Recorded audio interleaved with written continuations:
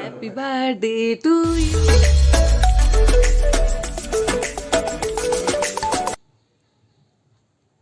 Hello everyone, আমি প্রিয়াঙ্কা, শুরু করছি আমার আরেকটা নতুন ব্লগ। তো যাই হোক, এই দেখো আমার বাহনও চলে এসছে। বাহনই বলতে পারো আর কি। তো একটা জায়গায় যাচ্ছি, সেই উদ্দেশ্যে বেরিয়েও গেছে বাড়ি থেকে। মেয়েকে মার কাছে রেখে দুজনে মিলে বেরিয়ে গেছি। তো ঘড়িতে তখন ওই বিকেল 3:45 হয়তো বাজে। তো দুজনে মিলেই গেছি।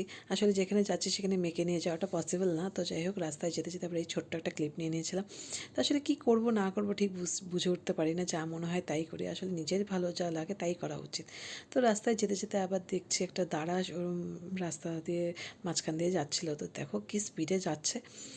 তো যেখানে যাচ্ছি সেখানে কথাটা আমি আসলে আগে থেকে জানতাম না। ওই আমাকে মানে সারপ্রাইজ দিয়েছে যে এরম বেরোতে হবে, চলো সময় এই ধরো বিকেল 4টায়। তো যাই হোক, সেই উদ্দেশ্যে আমরা বেরিয়ে গেছি। তো দেখো, তোমরা তো এখন বুঝেই গেছো কোথায় চলে এসেছি। হ্যাঁ, সিনেমা দেখতে এসেছিলাম। ওই নতুন মুভিটা লাগিয়েছে না শয়তান, তো সেটাই দেখতে এসেছি দুজনে মিলে। তো এই দেখো, ওর ওখানে এসে একটু কেতফেতেও মারছিলাম আমি।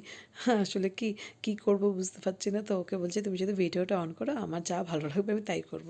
তো তখন সিনেমাটা শুরু হতে আর 5 মিনিট বাকি ছিল। তো আমরা বললাম গরমও লাগছে, তো তাহলে গিয়ে বসে যাই সিটে। তো ও বললো ঠিক আছে চলো, ওপরে গিয়ে বসে যাই। তো আমি আবার সিনেমা শুরু হওয়ার আগে একটা ছোট্ট ক্লিপ নিয়ে নিয়েছিলাম, কারণ সিনেমার মাঝখানে আমি জানি যে আমি কোনো ক্লিপ নিতে পারবো না। তো যাই হোক, সিনেমাটা দেখে আবার বাড়ির উদ্দেশ্যে বেরিয়েও গেছি।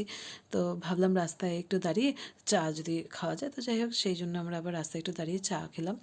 তো যাই হোক, সেরমভাবে তো বাইরে বেরোনো হয় না। তো বাইরে বেরিয়ে আজকে খুব ভালোও লেগেছে।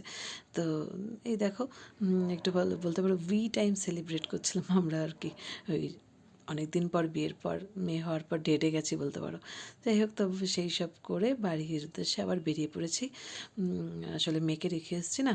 তো যাই হোক, তাড়াতাড়ি একটু যেতেও হবে। মা আছে যদিও বা, তাও একটু মনটা তো খচখচ করে যে না, চলে যাই তাড়াতাড়ি। তো যাই হোক, বাড়ি চলে এসেছি। বাড়ি এসে দরজার কাছ থেকে দাঁড়িয়ে আমি মেয়েকে ডাকছিলাম যে তো যাই হোক, ও তো অনেকক্ষণ ধরে আমাদের দেখেনি। তো দেখে ভীষণ খুশি।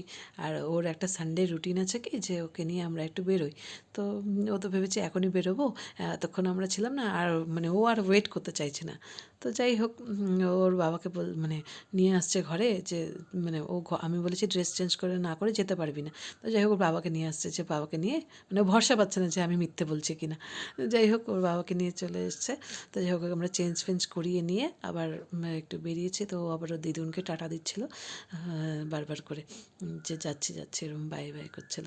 যাই হোক, তো বাড়ি ফিরে ওর জন্য একটা আমি ছোট্ট কেক আগে থেকেই বানিয়ে রেখেছিলাম। এটা আসলে আমার হাজব্যান্ডের বার্থডের আগের দিনের ভ্লগ। তো যাই হোক, আমি ওর জন্য কেকটা বানিয়ে রেখেছিলাম। ও সেই সম্বন্ধে কিছুই জানতো না আসলে।